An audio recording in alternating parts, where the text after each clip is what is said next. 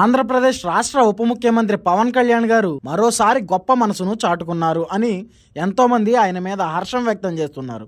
గిరిజనులకు మామిడి పండ్లు పంపిన ఆంధ్రప్రదేశ్ డిప్యూటీ సీఎం పవన్ కళ్యాణ్. అల్లూరు జిల్లా కురుడి గ్రామస్తులకు డిప్యూటీ సీఎం పవన్ కళ్యాణ్ తన తోటలో పండిన ఆర్గానిక్ మామిడి పండ్లను కానుకగా పంపారు. ఆ గ్రామంలో 230 ఇళ్ళు ఉండగా ఇంటికి అరడజను చొప్పున పంపిణీ చేశారు. మామిడి పండ్లను తింటూ ఆదివాసీలు తెగ మురిసిపోయారు. పవన్ తమకు గుర్తు పెట్టుకుని మరీ పండ్లను పంపడంపై ఆనందం వ్యక్తం చేస్తున్నారు. మా జాతిని ఎవరూ పట్టించుకోలేదు, పవన్ కళ్యాణ్ గారు మమ్మల్ని సొంత మనుషుల్లా చూసుకుంటున్నారు, ఆయన నిండు నూరేళ్లు చల్లగా ఉండాలని ఆశీర్వదించారు గిరిజనులు.